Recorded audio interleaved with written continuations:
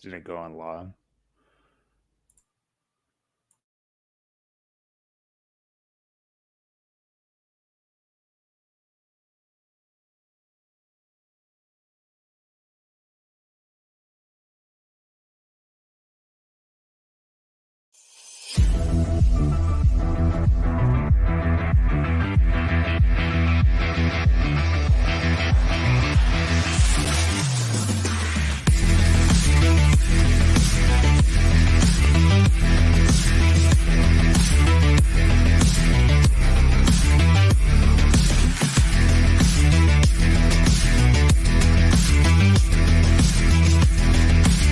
One man saying that is fine. If that's your opinion and you're not in it, that's fine. But there is an entire market of millions and millions of people that agree that it is a store of value. So, you can think one thing, but there's also a market, and markets tend to become efficient over time.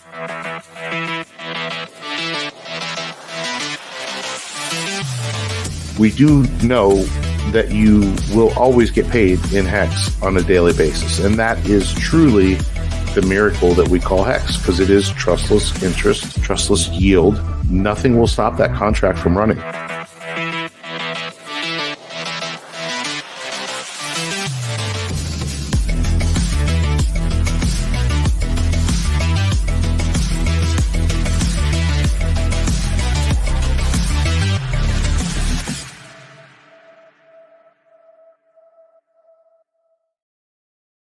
On everybody, welcome into the Creed of Crypto podcast. How you doing? I am Boi Crypto. I have here with me, as always, my friend and co-host Crypto Ewok. Welcome in. Hit the like on the way in. If you don't do it for us, do it for Native American Senator Elizabeth Warren, who we'll be talking about here tonight in her new bill to crush crypto. It's going to be a good conversation for sure.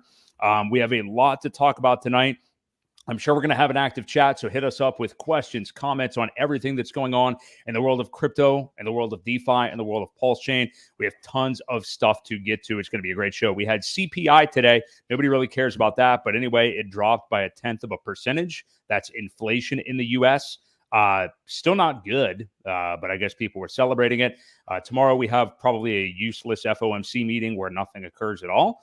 And we'll continue to look into some cool statements from Charles Hoskinson from Cardonzo, who somebody got real pissed at us for making that joke about saying Cardonzo that way a couple of weeks ago, not realizing it was a Jim Cramer gaffe. But anyway, Ewok, how you feeling this evening? I'm feeling good. Working our way through all the mud again. It's part of the bear market blues for everybody. Things are starting to look up a little bit, but there's always something happening or something going on to cause a whole bunch of FUD, and just kind of working through it. Yeah, well, I mean, it's young, immature people in crypto. I mean, you mix those two things together and you're going to have that for sure. But yeah, it is interesting, and we're going to obviously look at prices here, kind of first thing. But you and I were just talking about Bitcoin and ETH here the last couple of weeks, well, last week really, and I cut up one of our clips and put it out that we're more likely to see BTC go back to 35K than to 50K. Which is something we both agreed with last week. And we're already, I think, starting to see the beginning of that move. We've seen it dip over the last couple of days. Now, a small rally today, but with a local top at almost 45K, 44K to 45K here over the last week, you could kind of just see it. I mean, the market's just getting a little bit too frothy, not realizing like it's still 2023. Not that, we don't know everything. Obviously, nobody does. I guess it could have just gone straight up to maybe 48 or so and rejected off of there.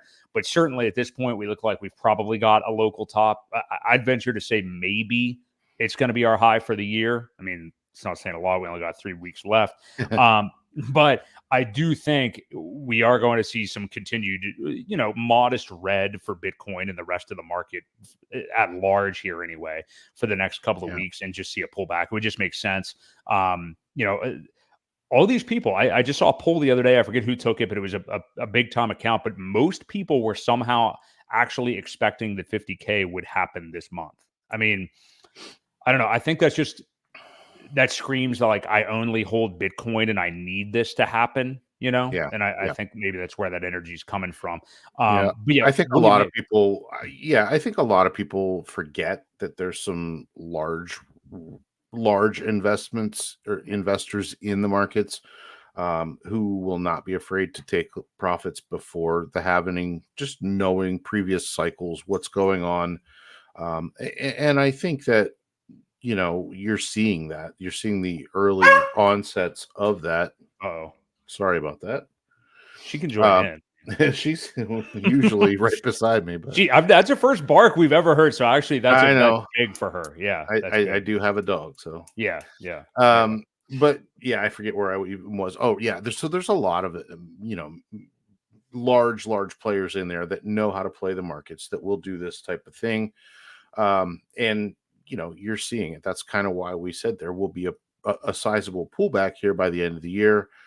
Some people taking profits, waiting for it to dip back down, to get their entry point before it takes off, then before the halvening starts. So just yeah, what we're seeing. We've been talking about it and warning people that it's not going to continue to go up.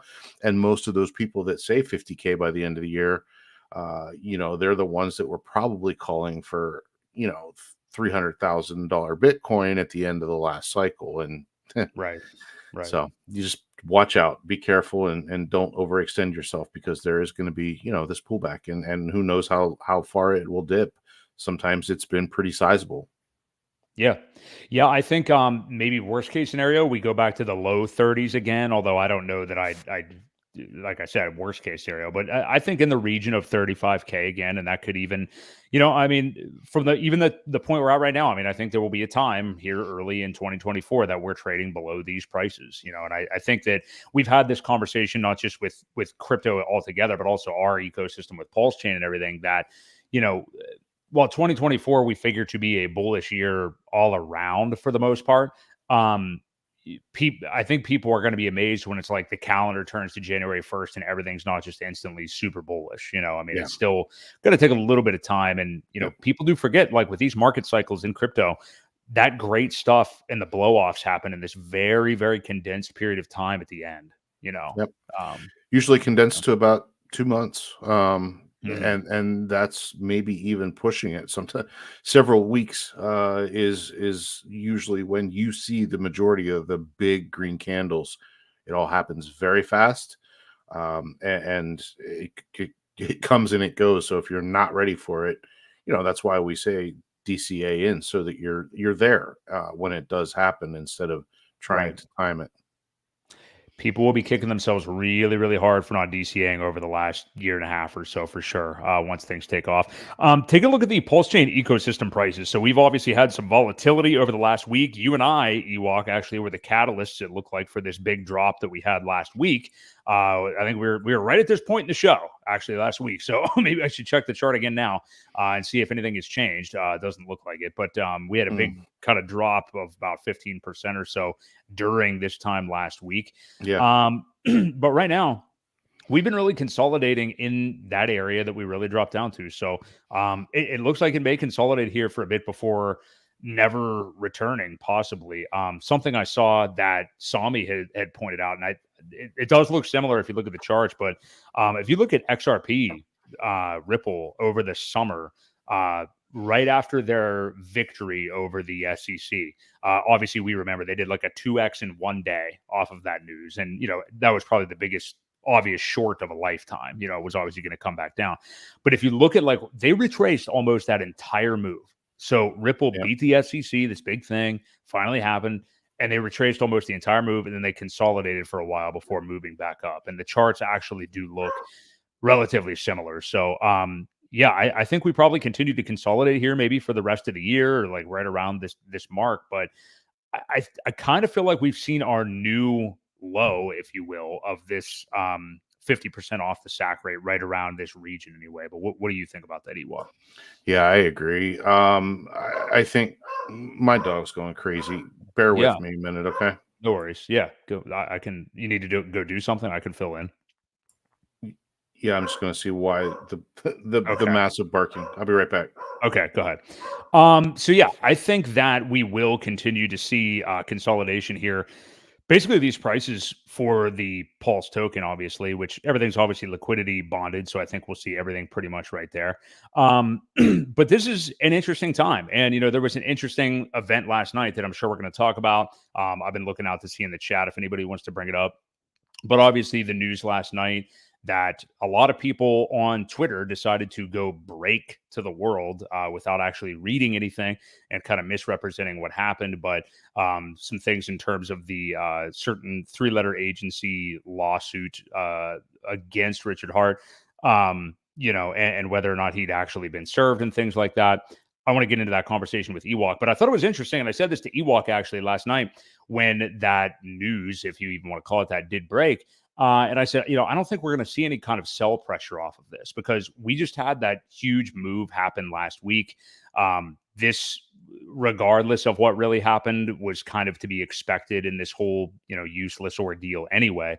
So it just kind of is what it is. I don't think we'll see much of a move. And here we are 24 hours later, and we really haven't seen that. So I didn't notice when you got back, Ewok, but I was just saying how you and I were talking last night regarding the piece of news we're going to get to about hasn't he been served and all that. Right. Not really creating any extra sell-off event because I think we already saw that, and it's not really news anyway. So what do you mean? Yeah, well, I think it's a non-event. First of all, we realize that it's probably not true, not going to hold up. Yeah. This comment says something about being served on Halloween. Well, there was a meeting on the 26th that extended it. So apparently that wasn't good enough. So, I think a lot or the majority of the weekends have been washed out. There's still maybe a little bit to go. But I'm pretty certain that we're damn close. And what's left to sell off probably isn't going to affect things a whole lot. The one thing I did see, and again, not to FUD, but there were, I don't know, 300 to 600 validators that came offline. And you do need 32 million for each of those. So why they came offline? Are they going to rotate into a different investment? Is the 14, 15, 16% not good enough? Do they think they can get higher yield somewhere else? Are they going to sell? What's going to happen? I don't know. But if you figure, 600 or so times 32 million each, that's a lot of pulse. Just be prepared for a move like that. Maybe they'll move it into liquid loans, do something, I don't know enough to speculate if it's one wallet, but to see that many come offline at the same time, leads me to believe that there's a bigger play maybe that they're looking for. I don't know. So that's something to consider. But yeah, I think we're pretty much there. I think we've pretty much bottomed out, and any news at this point isn't really going to affect things a whole awful lot. I agree with you, and it leads me to another question that I've been seeing some people argue with. I mean, it's bear market stuff. It's just basically people being pissy for the prices being down. But the idea of this ecosystem, PulseChain, being decorrelated from the rest of crypto, and we did see it in the past with Hex, regardless of if anybody was around to see that or forgets it or whatever. I mean, it did decorrelate. Basically, by the time after the halvening, the last time around is when Hex really took off, which, if you look at how things are happening right now, you could see maybe a similar scenario playing out for PulseChain. But like the other day, for example, when BTC dumped Sunday night, and then PulseChain did the exact same thing. I saw people on Twitter saying, like, "See, we're not we're correlated. Whatever it does, we do, and everything." And I think it's important to illustrate that, just like when we talk about markets, like what is a bull market? What do you consider a bull market? Well, a bull market, a bear market, correlation, decorrelation, whatever, is all a time frame. So it's like, what is the time frame that you're looking at?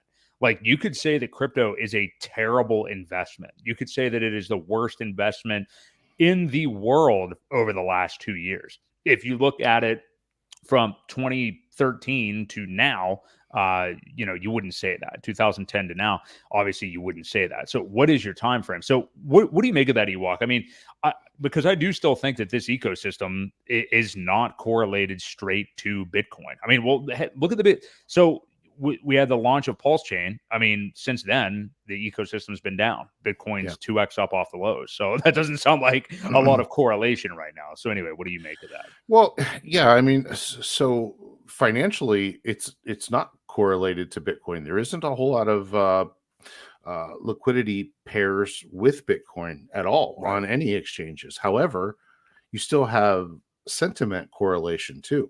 And that means a lot. Overall, the markets are down. So, while the financial side of it, as far as liquidity, isn't tied to it, you still have that sentimental binding that's out there, and it's going to be that way. The comment that you made, see, it's not correlated.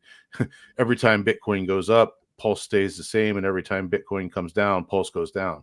So it's one of those really, it is a weird correlation. It's but it's all sentiment. It's not really financial. So that's my take on it. And bear market, or this period, the sideways portion of this lasts a long time. It pumps up a little bit. You take 2 steps forward and then 1 step back, or maybe 2 steps back and start over again. And it really does tend to shake people out. And if the statement is right, 52 weeks to shake out the weekends, we still have 17, 18 weeks to go, I believe. Yeah. As far as that's concerned, before we start making any kind of major moves. Well, yeah, and point to whatever line in the you want to, whether it's that statement that Richard has made, or like just when the halvening is, and seeing how Hex has behaved in the past. I mean, I think everything's pretty much right on schedule. We're going to see BTC pull back here, and again, talking about that correlation thing. A viewer on one of our videos the other day said, wow, you guys are saying like BTC could go back to 35K. Where do you think this ecosystem goes if that happens? I don't think it really follows. That's what I'm saying. Like, I mean, I think we could have that kind of pullback with BTC. I don't think that we do go much lower. So that's kind of my point. And, people are looking at these 5-minute chart moves to see if the two are correlated. That's just not how correlation works. So, right. Yeah, I mean, it can. I mean, if you wanted to, and you want to look at that as your timeline, then fine, it's correlated. But I mean, I would choose to look at it on a grander scale. So, finishing off with kind of the news from today. So the CPI today, I mentioned it earlier, inflation in the U.S. came down to 3.1. So it actually did fall a little bit. I don't know what their expected number was or anything, but only fell from 3.2% the month prior in October. So that was the November reading. So no change expected in tomorrow's FOMC meeting. They're going to meet for the final time this year, are the Fed. And we've pretty much assumed that they're standing pat now for months. But I will say, Ewok, because the more interesting conversation about them and where they're going to take things directionally moving into 2024 has been, when will they pivot? When will the cutting happen? Will they cut next? Will they hike again? Well, percentage-wise, for what the public thinks, it looks like 46%. I saw this poll posted today. 46% chance by the voting public of cuts in March of next year. 60% believe it will happen in May. So basically, with the rate hikes, I think that narrative is pretty much out the window. And I agree. I don't think we're going to see that, regardless of any kind of cautious talk that Jerome Powell gives anybody. I do think we see them by the summer of next year. But what do you make of this, Ewok? It looks like the market kind of just in that springtime, right around the halvening. That's what many people have been saying for a while, but like March or April, to see when the cut could happen. So what do you make of that? And should that scenario pan out, what can we expect with the market pulling back? Because the cuts are actually a bearish event in the short term. Yeah, I don't think it's going to be that early. I still don't. I mean, I know there's sentiment, but there's a lot of hopefulness that it could be in the spring. But, we still talk May, June. I guess that's the end of spring before summer really gets here. But until there is a reversal of any kind, until then we just stay stagnant. And, how much of this stuff is really priced in at the beginning until it does happen, until, there's proof that it happens. it probably will pull back a little bit at that point because historically it does. So, I think that's what we can look forward to. And again, history repeats itself until it doesn't. Yeah. Yeah, I think that's what we're probably looking at. I do. Sorry with that. I think we will definitely see. And yeah, the timeline of June to July to see a rate cut. It's certainly possible. I mean, it could take until then. But I think the spring just makes a lot of sense with what is happening in the financial world in addition to that. So we'll keep our eyes peeled for it. Of course, maybe there'll be something we can glean tomorrow. I doubt it. I mean, I'm not really interested in their speeches or anything like that, but I do think we see a pivot by then. And yeah, to the point of it being a bearish event, I mean, yeah, when the cuts happen, yes, it is good that we're going to be getting things back to normal in the long run. But again, in the short term, you are going to see downturns in the market. And what will that be? I think maybe like a month or something like that. I mean, maybe 2, just to slow things down. But I think the greater market structure will remain for crypto anyway after that. So, yeah. DJ Moonboy's asking, what price do I cut my beard again? Well, I have been noticing that you're growing. Like, did you just get a cut after the PulseChain release and just let it go again? Yeah. It's almost back to where it was. That's what I was going to say. Yeah. So what does it take for you to shave it again? I mean, you like the look apparently. I do. I've gotten kind of used to it, and I don't know. Give me a price. What do you think? 50 cents? Oh my God, you may be here for a little while. That's all right. It could be a ZZ Top beard by then. you would definitely be in ZZ Top territory by then. Yeah. Okay, so he says 2 zeros and a 2. So okay. Oh, that's for Pulse. Yeah, for Pulse. Yeah. Oh, is that, were we talking Hex or Pulse? I was talking Hex, but okay. 50 cents for Pulse is quite a different thing than 50 cents for Hex. Yeah, okay. No. 50 cent Hex. That makes sense. Or a combination is what I meant. Combination 50 cent. So it could have been 25 on each chain. So there you go. We'll go with 2 cents or 0.2. I guess what's that? Whatever that is. 200. A fifth of a penny. There you go. Cool. Okay. Well, hey, if you guys are enjoying the stream so far, do us a favor, hit the like. We do this every single Tuesday night at 8 p.m. Eastern Standard Time. We have a lot more to get to. Real quick, I wanted to touch on this. I know this isn't necessarily something crypto related, but I wanted to touch on that Elon Musk interview on CNBC from just a couple of weeks ago. We meant to talk about this last week, and we'll do it real quick here tonight. But I thought Gary Wood's funding Jim, obviously, within this community and ecosystem, he talked about, and this is, of course, the Musk interview with whoever that interviewer was, basically saying, no, I'm trying to remember exactly what he said. Basically that Disney can fuck themselves. I'm trying to remember what the exact quote was, but they were trying to bribe his speech if they wanted his or their advertisements, and he basically said, go fuck yourself. I'm not doing that. You're not going to hold me hostage to my own free speech, which I applaud him for. Go ahead. I do as well. And I mean, I think we're kind of preaching to the choir with, mostly supporting what Elon Musk does to our viewers, but it was still a great cultural moment. And Gary said this in a tweet, being a culture shift moment. It truly was epic, and I think can spill over into crypto. I mean, like, we have this kind of changing of the guard that has really been necessary in Western culture in the United States over the last few years, where, it's no secret that with these presidential elections, the pendulum swings so hard. From one year, you look through time. Traditionally, we have a Democrat president followed by a Republican president, followed by a Democrat, back to a Republican. Like, it goes back and forth because of that social pendulum just swinging.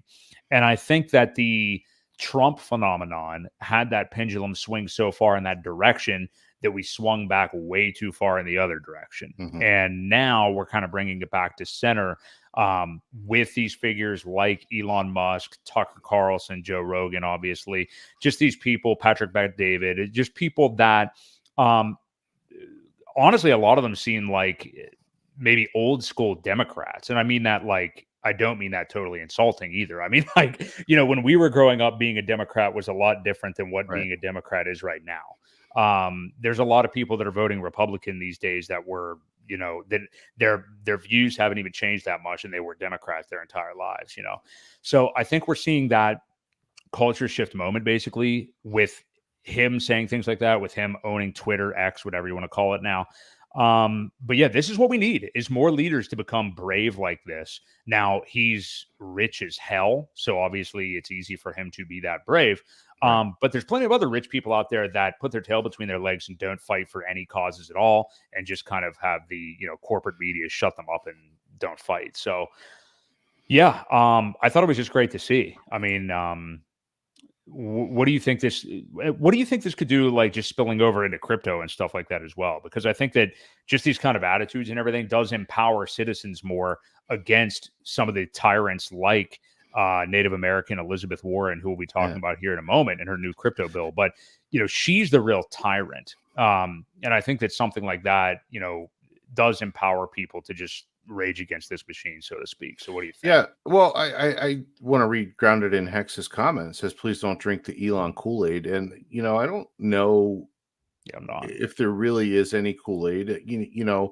He supports free speech, and that's one thing that we can't get rid of, because all the other social media platforms, obviously we've seen how they monitor and mute and put people in Facebook jail or whatever for saying things that go against the grain.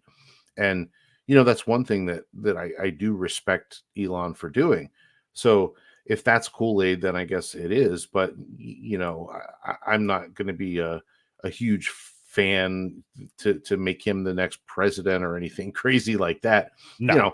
I just do want to protect the rights while we have them, because once we lose them, they never come back. And that's a big fear that a lot of people have, is once you start taking away those rights and freedoms, you don't get them back. So that's one of the reasons why I do like Elon, and I like that part of it. I want to have a platform where you can say what you want, well, within reason. Obviously, your free speech matters.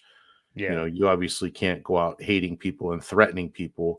That's one of those things where your First Amendment right kind of gets thrown out the window, is when you start threatening people. But I'm all for it. I do like the stance that he's made, and I think it gives people the platform to do so and not be afraid to say something for fear of being banned or punished or whatever. So I'm all for it.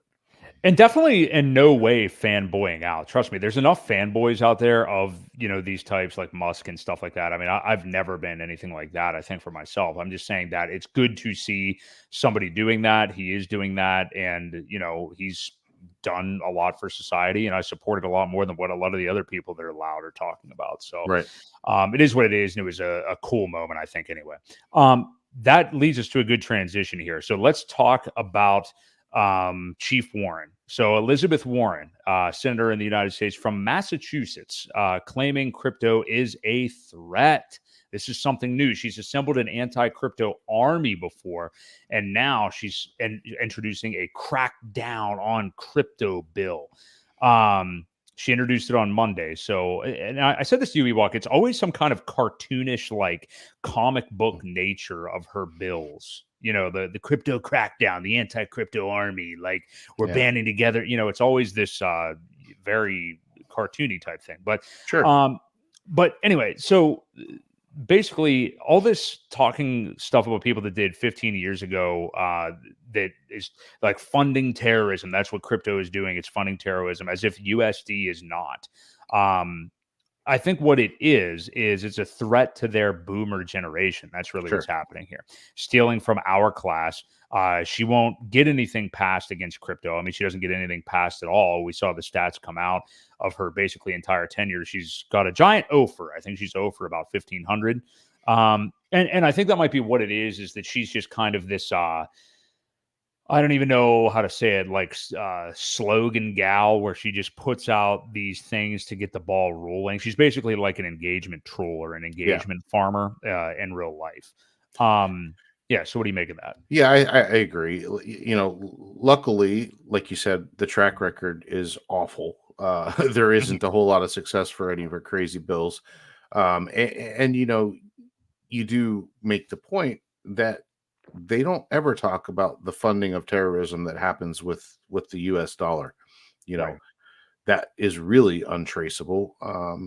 There, you have the sanctions now against Tornado Cash, where I don't know if it's not on your list really to talk about, but what they've done with Tether. Oh yeah, yeah. They blocked tons and tons of accounts that had interacted with Tornado Cash. They can do the same thing with USDC.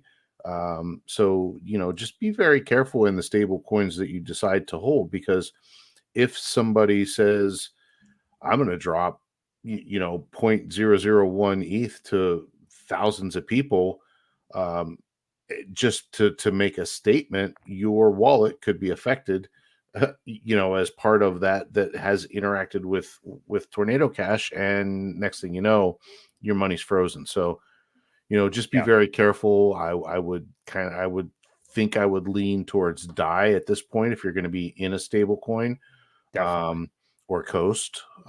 We know Coast is pretty well decentralized and not affiliated with any of those, so that's a better one, for example. As far as Warren goes, she's just a mouthpiece to the banksters. I think really her and Gary Gensler are buddy. JP Morgan, all those Goldman Sachs type people, they use her to try and get these ideas and rally the troops. But it doesn't go very far. They realize what they're asking for is total anti-freedom things, and it will get shot down pretty quickly, as it should.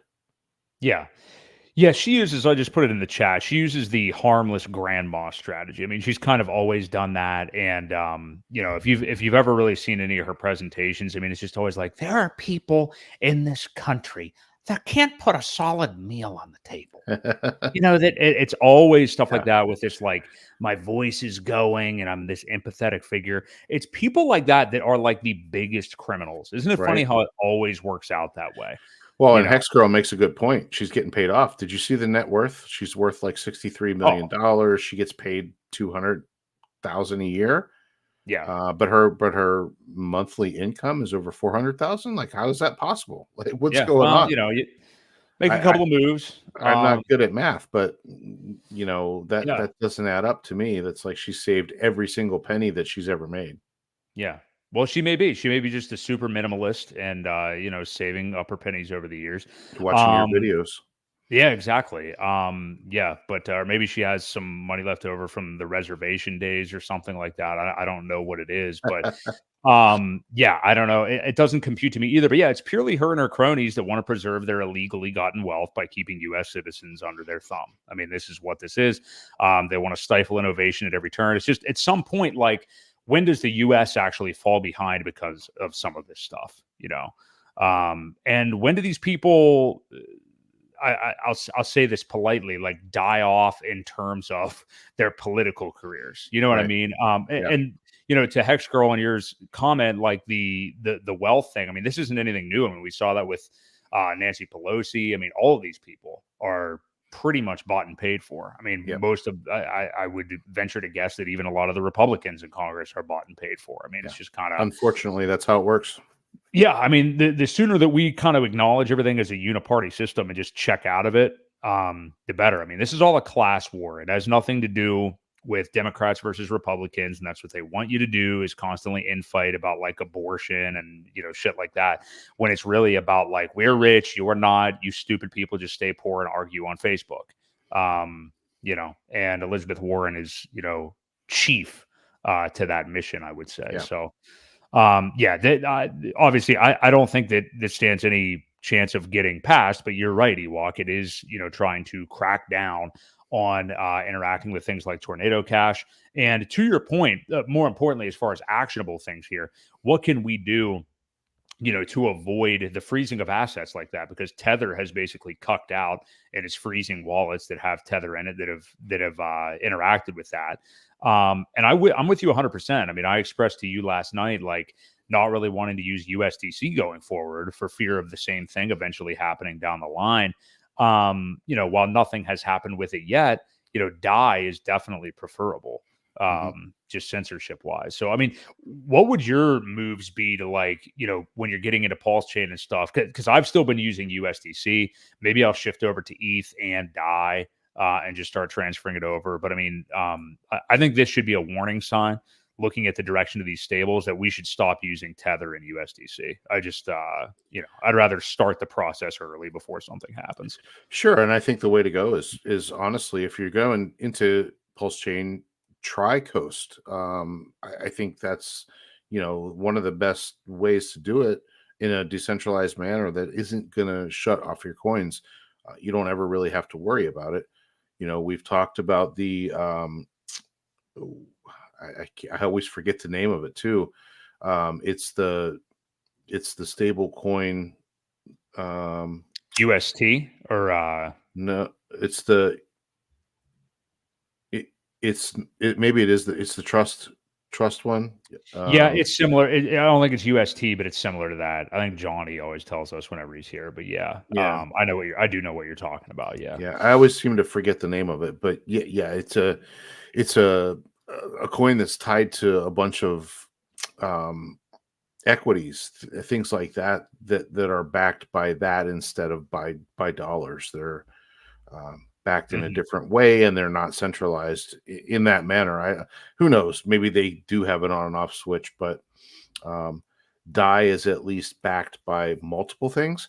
So if they did try to shut one of it off, the other one probably wouldn't, or there's enough assets that are protecting it and backing it that one person, it doesn't have an off switch like that. So if you're going to do one of those, DAI would be the one that I would do. But like I said, I think you should really look into taking advantage of the Coast platform and what they've built. Yeah, specifically for PulseChain. Is it TUSD Ewok, True USD? Is it that? Yes.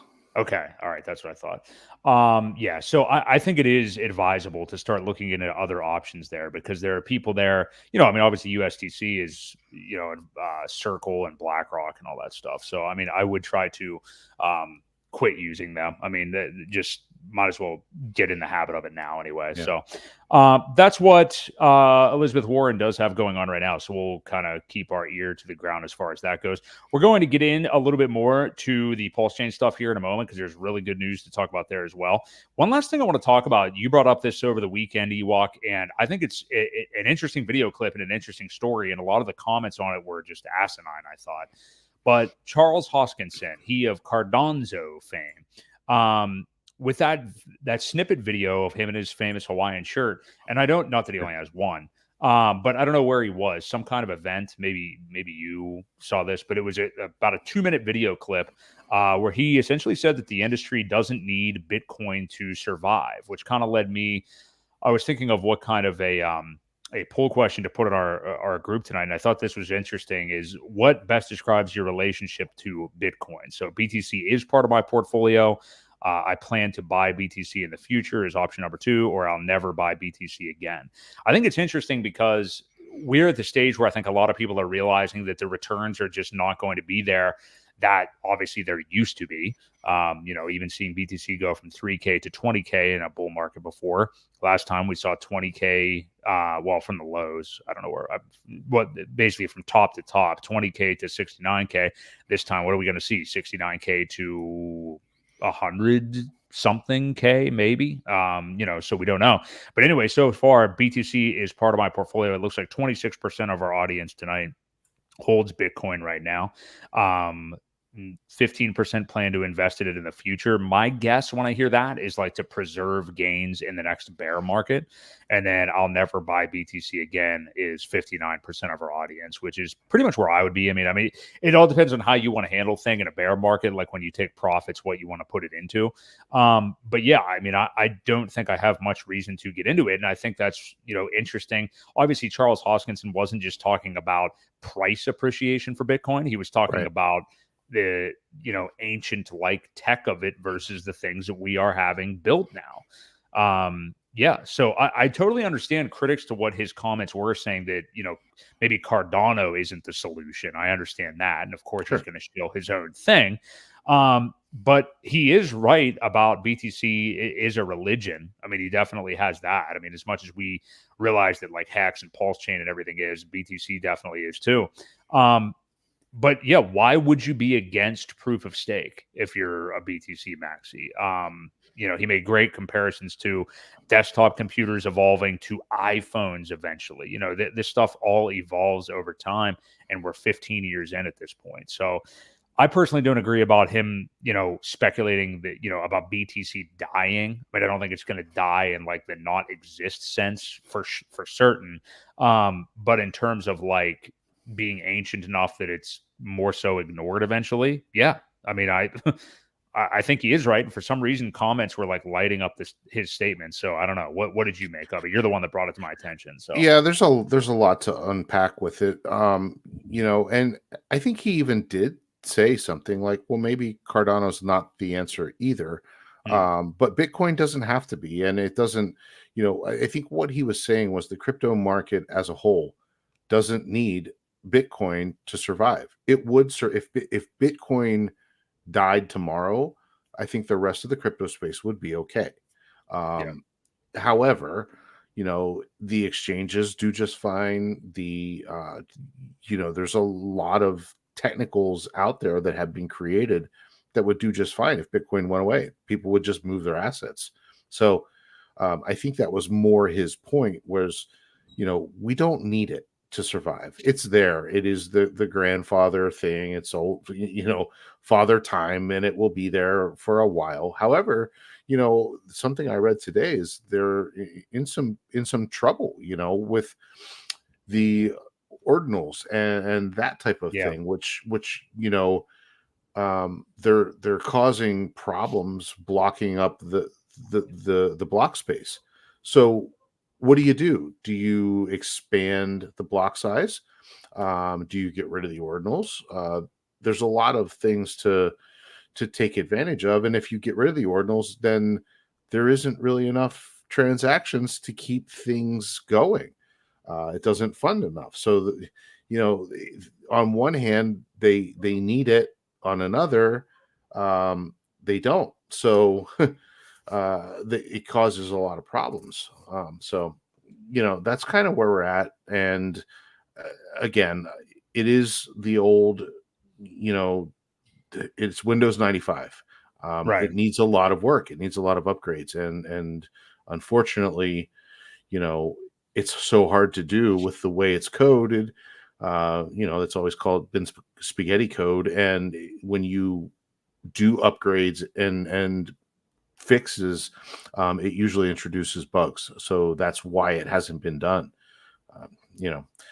Just where we're at, there are a bunch of new things out there that, and the Maxi mentality will be there for as long as there are big bag holders in Bitcoin saying that it is the only thing because that's what they hold.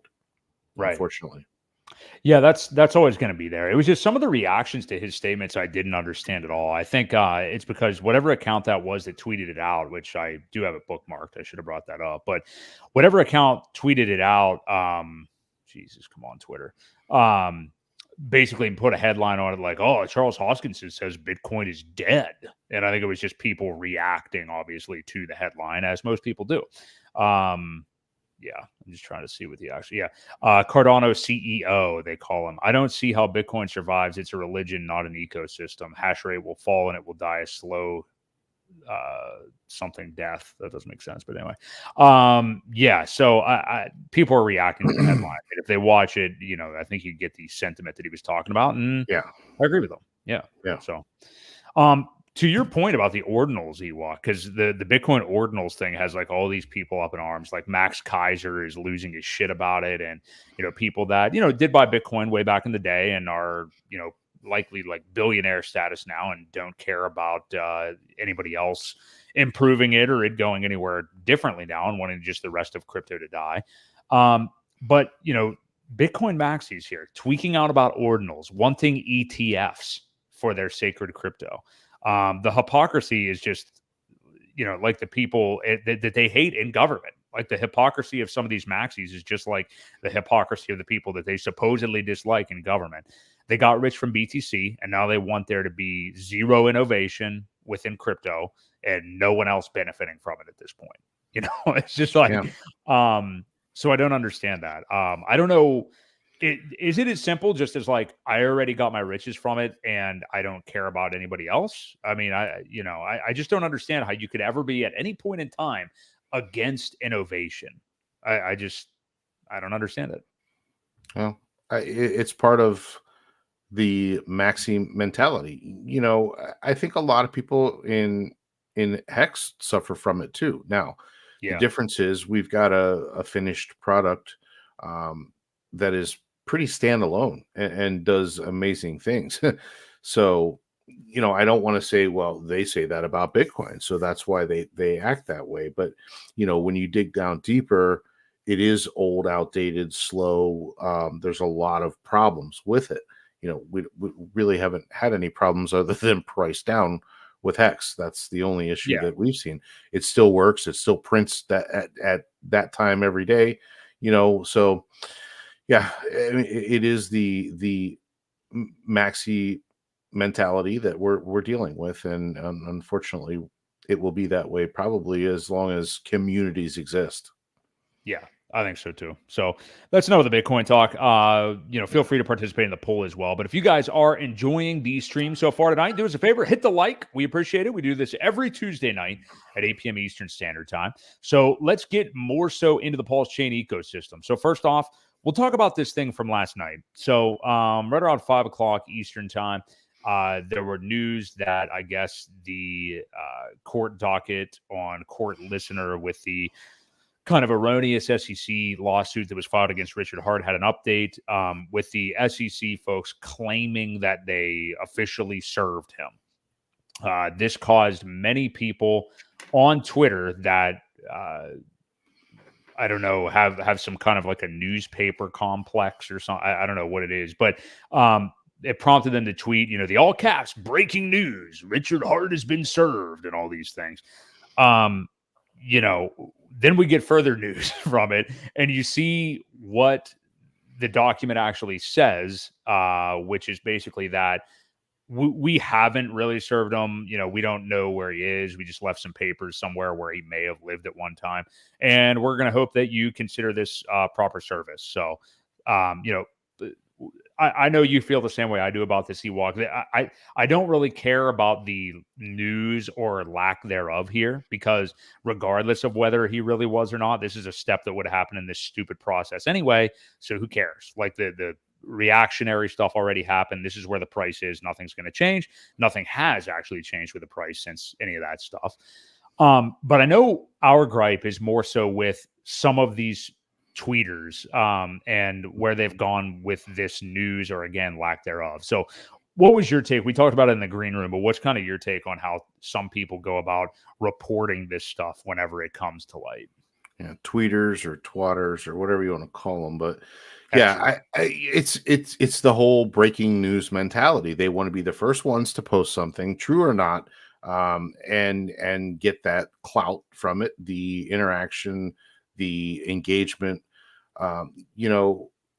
Many of you don't know this. We haven't really talked about it on stream, but behind the scenes, we've decided to try to talk a lot less about the whole lawsuit and things like that because, we feel that it's creating our own chilling effect when it's really not necessary. Everything could go on without him, no matter what happens. We're hoping for a SEC victory. I think it would be even more bullish. But again, we don't need him to like we just got done saying a little bit ago, the contract is locked. It still works. Everything is good. It does exactly what it's supposed to do. And I worry that people are just being overzealous with their news and just trying for engagement. One of the posts I saw, the dude had like 100 followers and like breaking news, and he was arguing with one of the guys.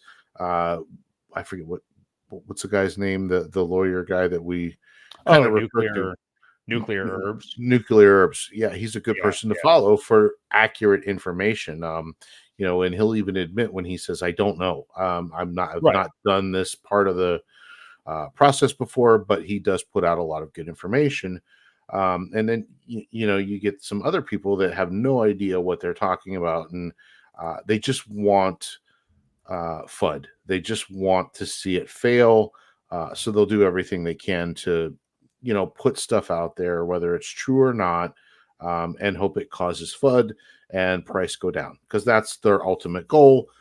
Again, Hex definitely threatens, I think, the Bitcoin people. It always has. They didn't like Richard because he jumped ship and did his own thing. There's a lot to it. So, anytime they can bash him or say bad things about him, they do. So, we've tried to steer clear of talking about it a whole lot. But when things like this happen, we've got to let people know that read the information before you go putting it out there. Half of this is not true. I don't know any court that would accept this as service. I think someone earlier today said the address was a library. And when you break down the meaning of the street, it's something like Richard Home or something like that. So either he was very creative at one time and used that as an address. It's kind of funny when you look into it, but it is a library. So yeah, and they left a note at the police station. They put something on the door and considered that service with a note at the police station. I don't see it holding up in court, and who knows if that, he probably doesn't even live anywhere close to there. He's always been a step or two ahead. Now, on the flip side of this, a lot of us just want it to be over with, right? We're tired. Mhm. We think there's a good fight. We want to see it play out. We want to see it go through the process, and hopefully a victory or a settlement, worst case scenario. So yeah, I mean, that's my take on it. I wish people would stop rushing to put news out that wasn't really news, and it's just FUD, unnecessary FUD, that's causing people a lot of anguish at this time of the bear market. So I think that's the big thing, is people need to stop with the breaking news thing. Like, I know that your prideful Twitter follower count and people rely on you for the news or something, which couldn't be further from the truth, but at least get it right, before you get happy trigger finger and report it to your followers. Like, it's just ridiculous. So yeah, in my opinion, I mean, if you want to know anything about any of that from somebody who isn't full of shit, I would follow Nuclear Herbs on Twitter. And I mean, again, like you said, Ewok, he's not.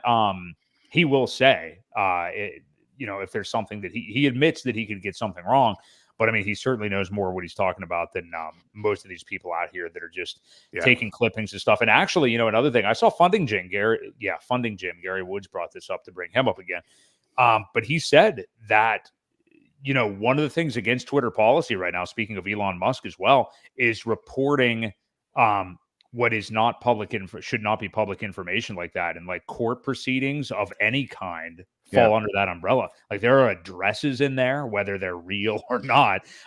They're in there, and it's not supposed to be for public consumption, like those documents. Now, it is on that court listener site, but again, Nuclear Herbs, when he shares that stuff, it's because he pays for a Pacer account, as any attorney in the United States would. They have a Pacer account with court listener, so they can get in there and view documents for like their own cases, their own clients and stuff like that. But you can see it for anything. So that shit is not just out there for everyone to see. And technically is a violation that it's even on Twitter. So, also be careful of that stuff when you're sharing it, because again, interpersonal court proceedings of any kind, it doesn't matter what it is, that is not for the public eye. That is not for people to see. And I don't mean that. I'm not defending, Richard. I'm certainly not defending the SEC. I'm not defending anybody. I'm just saying that in general, that stuff is not supposed to be for people to see, especially when it's just like little backs and forth before anything's even happening. And I wanted to respond to something you said, Ewok, too. The other reason we have made a decision not to really talk about it as much is because it doesn't matter. Like the SEC is a complete corrupt clown show. They lose at every single turn. Everybody hates Gary Gensler. They're just not a threat. There's infighting even within their own establishment. I never remember her name, but Hester Pierce, I think, is already somebody that's dissenting and has said, whether it's real or not, a lot of pro crypto stuff. So, I mean, this is not something to worry about. I don't know why people get their panties in a bunch about this agency when they are clearly out to hurt people. Judges have agreed with that. And, and they favored Ripple, the most security-like crypto that exists, over the SEC. So stop worrying about this shit and stop getting fudded out of everything every time you see some stupid court document. Like, you could literally get something in the mail that's a jury summons, and it looks like you just got like a lifetime sentence in the mail. Sure. I mean, those documents look like that. It just is what it is. And at the same time, they missed FTX, which was right under their nose. Yeah, right. They didn't miss it. They did it on purpose because they were getting funded by it. So, right. Yeah, they're not there to protect us. And that's been made quite obvious. So, yeah, I wouldn't put a whole lot of faith in anything that they say or do. Yeah. So I would move on from that and do not get your news from these people that are just fly by. If I'll put it this way, if somebody puts breaking news in all caps before a tweet, just take it with a grain of salt is all I will say. Do a little research. Do a little research first. DYOR, as we say in crypto, for sure. So now, in regards to what has been the drama, or what we have applauded and preferred here over the last few weeks within PulseChain. So the IPFS links, basically the decentralized links that are on all of the front ends for the PulseChain bridge now, PulseX. Those are really the main two.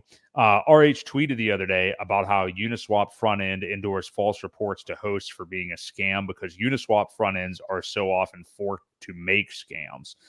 So he talked about that. Like, this happens to Uniswap as well. And these other different front ends. So the rest of crypto is just going to have to get on board with what is happening in PulseChain. And I don't mean like so they can use PulseChain. I mean, in the long run, this is what is going to start to happen because of some of this regulatory stuff, the asinine stuff that Chief Warren is trying to get across and things like that. All of these things in this attempted legislation and what they're trying to do to shut down crypto, I think people need to get familiar now. There's this whole conversation of like, oh, for retail investors, it's going to be so hard for them to understand what an IPFS link is and click it, or, God forbid if they had to download the bridge or something like that, even though in past crypto markets, people downloaded and had wallets on their PCs and things like that. I think people who actually care about crypto and are interested in it and want to get into stuff that is actual decentralized finance in the future are just going to have to get on board with understanding that you'll need to maybe do one extra little click or something. So governments can't just shut down links that are out there or, download files or whatever it is. It isn't that hard. It's something people do all the time in their regular lives and have done before in crypto. I mean, like you do things like this. You download applications. It's not that difficult.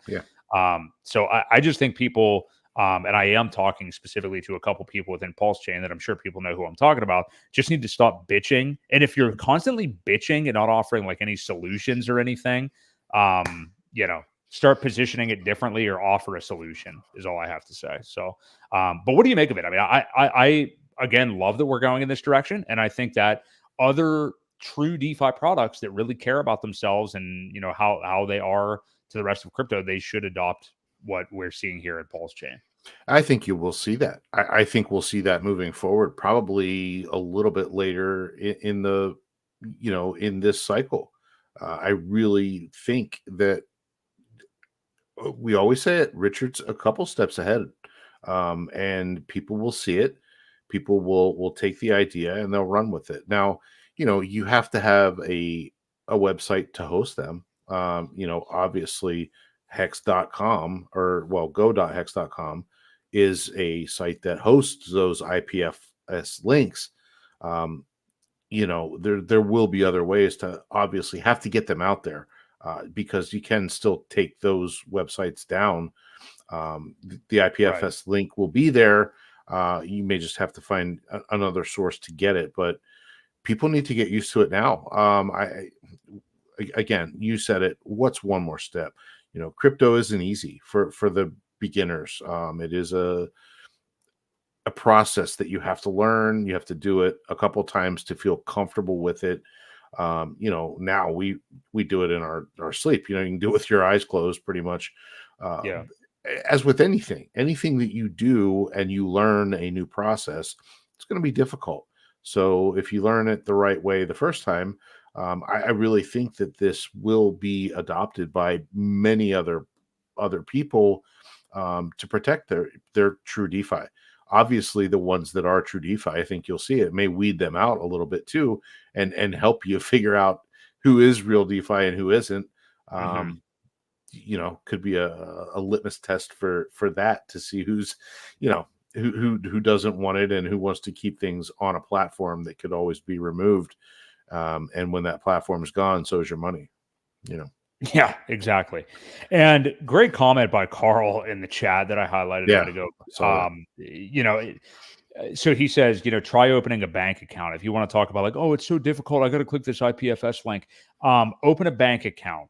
If you want to look at it in a crypto form, the comparison I've been making is try getting on an exchange. All of these things take as much as actually more time than the one extra step to make sure you're actually decentralized. I just don't understand some of this stuff. I mean, you have to sign off your firstborn basically to do some of these other things. So again, it is, how do you choose? And I don't mean to get hippy dippy here or anything, but how do you choose to look at the world? Are you going to view everything from a negative prism and find something to complain about, not offer any solutions? Because that's what anybody that is bitching about that's what they're doing, in my opinion. So, all right, well, if you don't think the retail is going to get in, then hurry up and sell and go buy Solana or something that's already gone up. You know what I'm saying? What are you going to do?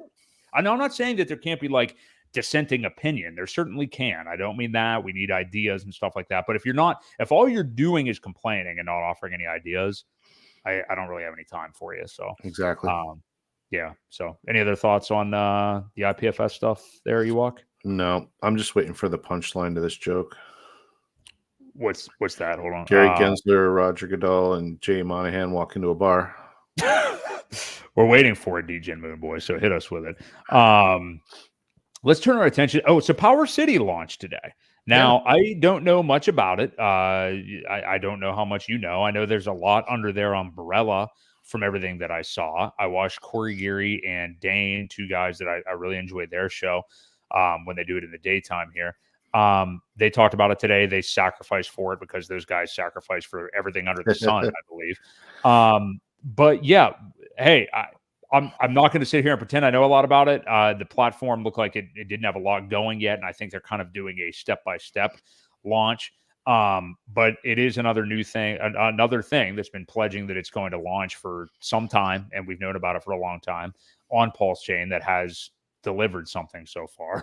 Yep. So what do you know about it? And I guess I should actually go to the site that they did post today. But what all do you know about it anyway? Well, I don't know a whole lot about it other than the fact that there is a new token called Watt. Where you can stake the Watt. Now, what it does, I don't know. They've been somewhat secretive. I know a lot of the insiders probably know all the little things that it's going to do. I think there's going to be a similar setup to liquid loans. I think it's a different. So liquid loans is the Liquidity fork. I think Power City will have the Aave fork. I think. Um, so, and I don't know a whole lot about Aave. So It's basically just a trading platform, I believe, yeah, really. but So. I believe it's um, is there margin trading with it? I don't know. I don't know enough to talk about it yet. I haven't looked into it, but yeah, it's exciting to see another group come on board with their product and launch that sacrificed. It's been a while since the sacrifices have happened, so Yeah. again, good to see that they've finally launched and put something out. I do believe they were also kind of waiting for the Oracle to happen, and that was part of the holdup for them as well. So, it's good. It's good for the people that did invest, but yeah, I need to look into it, take some time, and check out what it really is. But as far as I saw today when I logged in, the only thing that you could really do was exchange for Watt and Yeah. stake it. I think There that's all that wasn't, they've launched. Yeah. yeah, there isn't a whole lot available right now, but looking forward to see what they come up with, and yeah, should be exciting. Well, I did forget this. They're actually the ones behind the Portal X bridge swap that we've talked about before. So that Portal X tool, which is a bridge and swap all in one, that Right. I know has had issues so far. And again, that might come back to the Oracle thing now that Fetch Oracle has launched on PulseChain. But I know that's been available for months. We made a video on it, but I think it's been having issues since then, or it isn't fully functional until they, got the actual Oracle and stuff like that. So, Well, there were problems with part of the front end and the exchange that they were using to get it over to PulseChain, I believe. And I know that some people had some money stuck there. It was essentially they put lipstick on a pig kind of and called it an exchange.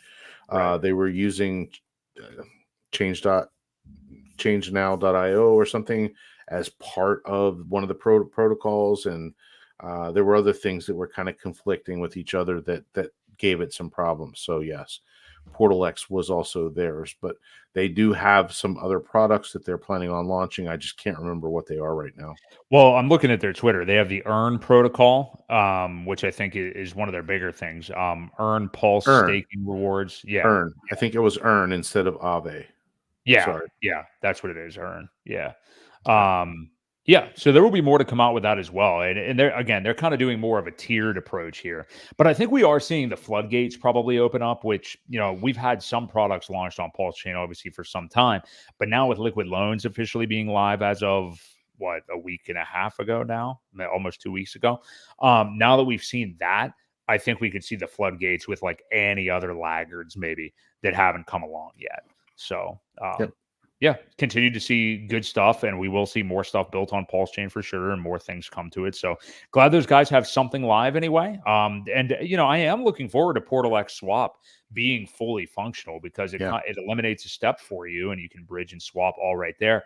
Say what you want about how to get to Pulse Chain, or complain about like, oh, I got to download the bridge or whatever. We've got the actual bridge now as a tool. Eventually we'll have this Portal X swap as a tool. You've got Coast. There's so many ways to be able to bridge over. There's another bridge that I'm forgetting the name of that is on the Pulse Chain bridge main page at the bottom of the screen if you want to check it out. There's many options at this point. So that is true decentralization, and we are doing it here. So I'm glad to be a part of it for sure. Well, I think Hex Scout has their own thing. Go Pulse has their own thing. So there's a lot of things that are out there. Lots of options for you. Yeah. It's Token Express is the other, if talking about just bridges anyway. Token, it always looks like token sex to me, but it's tokensx.link. Right. And that is another bridge as well that is fully functional and easy to use. Yeah. So that is that. So shout out to the Power City guys. What do we have here from DJ Moonboy?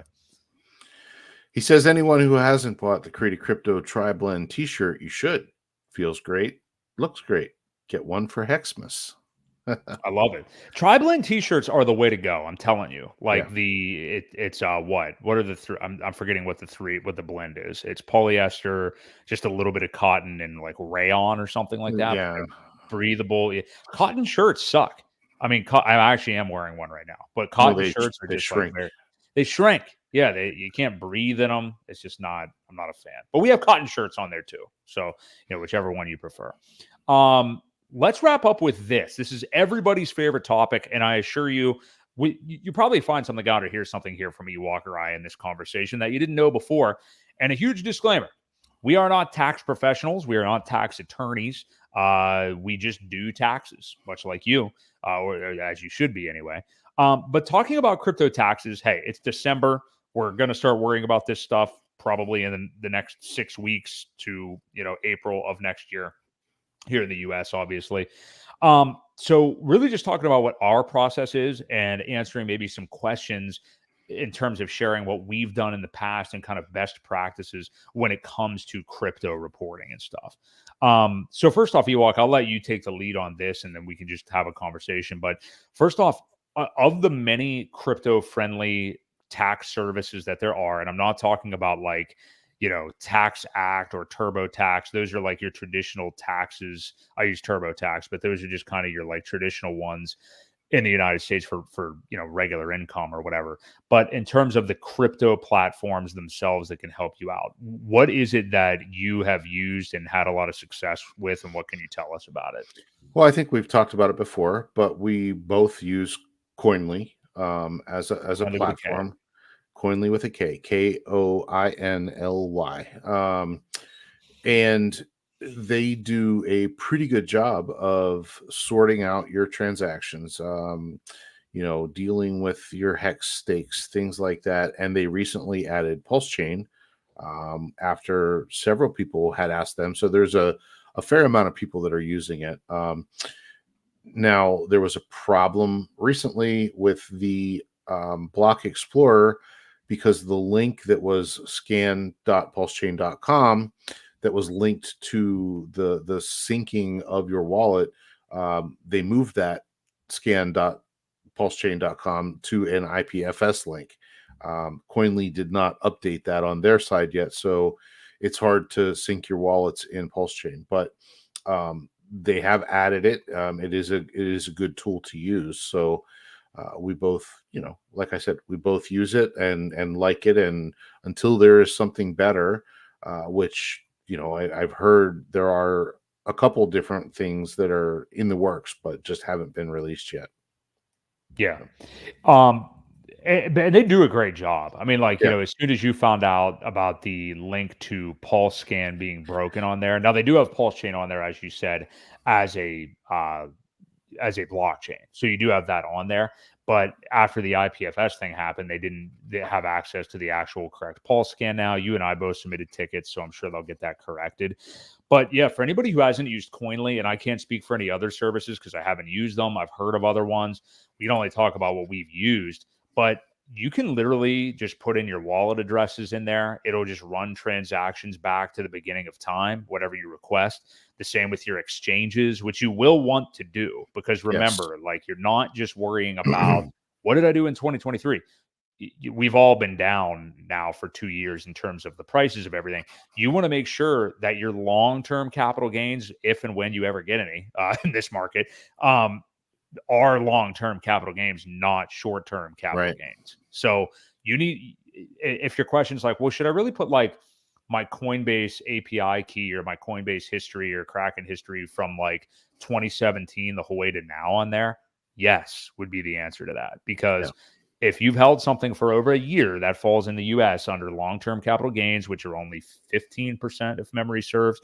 And anything other than that would be short-term capital gains, and you would be taxed at whatever your tax bracket is. So you want to make sure everything is accounted for those reasons, because if you have been a hodler and suffered through these markets, you want to make sure you get rewarded with, I mean, you're still having money taken from you, but you want to make sure you get rewarded by having less money taken from you than the maximum you can get screwed out of. So, and another little tip, this time of year, especially, if you did happen to buy some assets at a lot higher of a price, might not be a bad idea to sell them now, harvest your losses, and buy them right back. I know with the stock market, they make you wait a month or so. You can't really harvest it like that, but crypto, there is no law to do that right now. So technically you could sell and then turn around and buy back in later or tomorrow, even if you wanted to wait a day.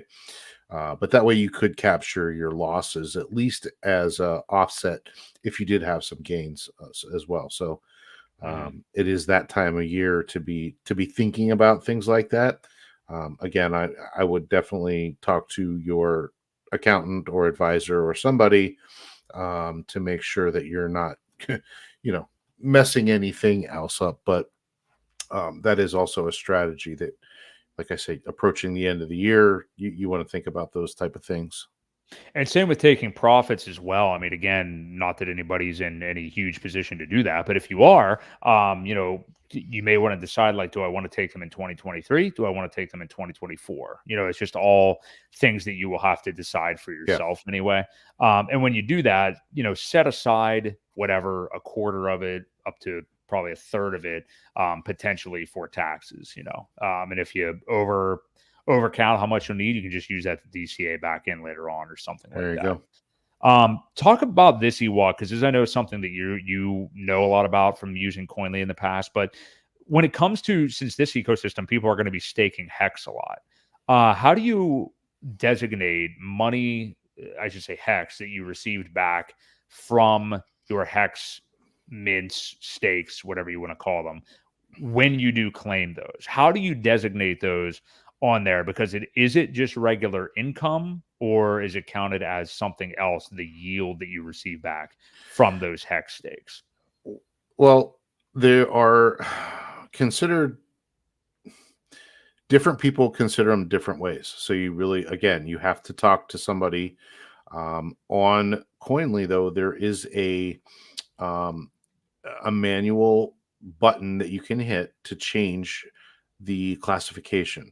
Right. When I make a stake, I consider that a sent to pool type of transaction. And then when I claim a stake, there is a received from pool. So Right. if you classify it that way, it does affect your income a little bit because you're not really taking.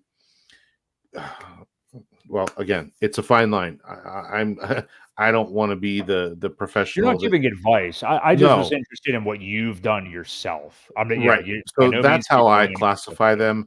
them. And Mountain Crypto Advisors, they handle that. I use Brookhaven tax advisors, Mhm.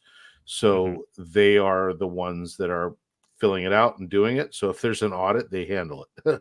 Yeah. Yeah. Essentially, so but that's how we have decided to classify them as a pooled transaction where I'm not really cashing out.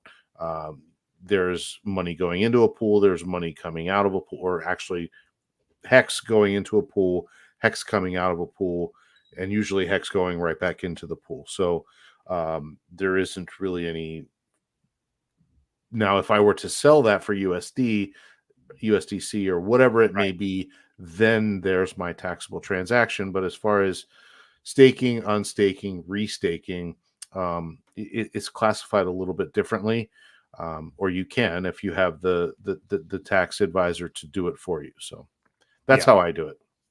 Yeah, and I've done it that way in the past as well. The pool tool that they have on there. But I mean, it is great. I mean, you just have to plug your wallets in, have them refresh for whatever duration of time you want to, and you'll be on your way. Essentially, at the end of it, it'll give you an Excel sheet that you can get everything from. I think it costs. Last I remember, it depends on how many transactions you have. Right. So if you're like a super degen trader, the cost is going to be higher than if you're just kind of hodling. But yeah, I mean, it's your But still standard. not bad. If you have that many Oh, transactions, I think you may be paying like $300, $400 for the year. at the most. I don't even think it's Um, that much. if you're Yeah. under 100 transactions, I think it's only $79 or something like that. Yeah. And then anywhere in between, you might be paying 150. Anywhere Yeah. between, like, I don't know, 150 and 500 transactions or something like that through the year. So yeah, Right. it's not bad. It's a decent deal. They do give you the opportunity to break down the transactions, um, claim them, or classify them how you want, Yeah. and it's definitely helpful. Does a good job. Yeah. Yeah. I think they have a good balance of automating things and giving Mhm. you options, like you said, Ewok. Yeah. Yep. As long as you feel comfortable with those options and have the advice from a tax professional to select certain options Yeah. anyway. So, I will um, make a recommendation though. If you do have a lot of transactions, I would make a habit of checking in about once a month, beginning of the month, whatever. That way you're not going back and trying to remember what the hell you did in January. mm, You can usually remember what you've done in the past couple weeks. But if there's a lot of transactions and you're looking now and being like, what the heck was that what for is this? March? What's Yeah. that for I've been March? there. I don't even remember doing that. So it is a good idea. The more you have now, if you're just staking on staking and something like that, but don't forget, there's airdrops. There's a lot of things. There's not only with your hex stakes, are you claiming your hedron? Are you claiming your communist token? So all Yeah. of those become transactions, and when you claim those, they are airdrops because they're technically a free uh, coin that was given to you when you did something else. So Yeah. the first time they're at least, and then when you stake them again back to the receive from pool and sent to pool. So Yeah. Yeah, I think you'll usually be covered there. Usually the stuff that I run into is kind of your basic tax stuff where, we all have an issue where we can't figure it out for a little while. But for me, it's always like some buy of something doesn't trace its way back to when I initially put right, like USDC on Coinbase. So the whole transaction line is missing.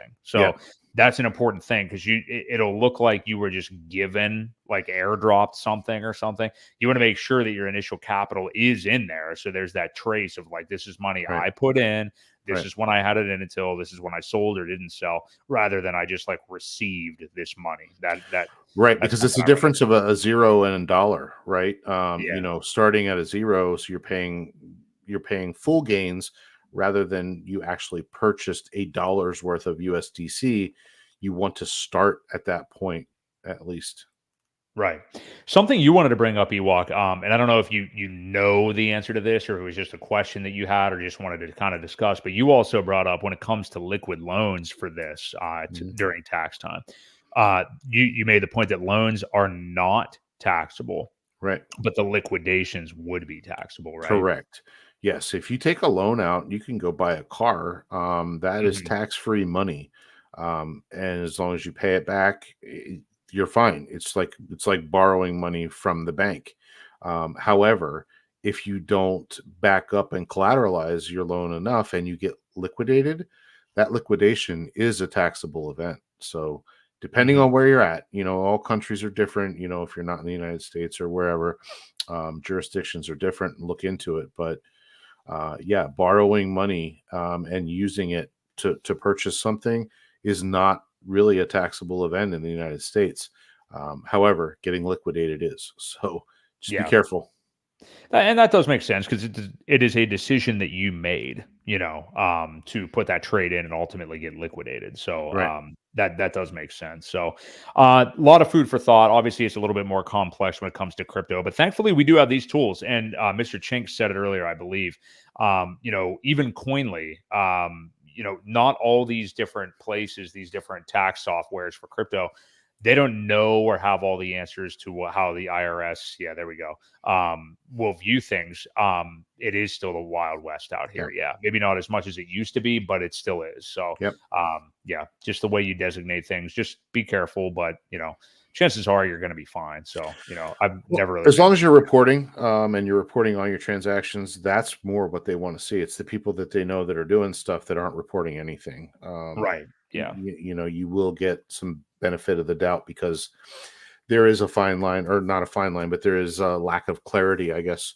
As long as you're reporting things and doing the best you can, I think they're going to be happy with that. Yes. Yeah, I think so too. So, yeah, I think that about wraps us up for tonight, though. I'm glad we had that conversation. We'll probably, talk a little bit more tax stuff maybe as we get into the spring and everything. But if you guys enjoyed the stream tonight, please do hit the like. We appreciate it. We do this every Tuesday night at 8 p.m. Eastern Standard Time. Great show tonight. Moral of the story, I think, with this stream tonight, obviously nobody's really worried about the Elizabeth Warren stuff. She can continue to play her games. In terms of our ecosystem, hey, I think like we talked about Ewok, I think we maybe chill out in this zone for a while longer. I'm still long and strong and wanting to still DCA into this at every turn, basically. Yep. I think green candles will be ahead. Just got to keep our heads on a swivel here. I don't think there's too much longer. So any final thoughts from you? Yeah, just be patient. Keep putting in. I mean, I know a lot of people are out of powder at this point and, have exhausted what dry powder they did have. If you have any left over, it's not hurting to do it now. But yeah, patience is going to be key, and not succumbing to the FUD here in the next several months will be your best option. Like I said, sometimes doing nothing is the best thing that you can do. So that's absolutely right. And I look, I'm a hypocrite by saying this. I'll admit that, but sometimes just being able to sit on your hands, like you just said, Ewok, and continue to hold, even if you can't DCA anymore at this point, I mean, I don't want to say as good as DCAing, but just not doing anything, not selling, holding on, you're still going to be probably okay in the long run with everything. So just hang tight. And I am a hypocrite. It's very hard for me to do that. So I understand that completely. So, hey, we want to thank all you guys. Great show tonight, Carl. I don't recall seeing your name before, but you had some good input tonight, so I appreciate it. Mr. Chinks as well, as usual. Blue Collar Grunt, thank you for being here. Valiant Low Key. We got a lot here tonight. Jim Horton, DJ Moonboy, of course. Thank you all for being here. Didn't see Philly tonight. Didn't see a couple regulars, but I'm sure they'll hit us on the back end. So, again, we do this every Tuesday night. We'll be here next Tuesday, the 19th. So for my friend Crypto Ewok, who is now on that side of the screen, this has been Boi Crypto, and we'll catch you next week right here on the Creed of Crypto podcast. Thanks, guys.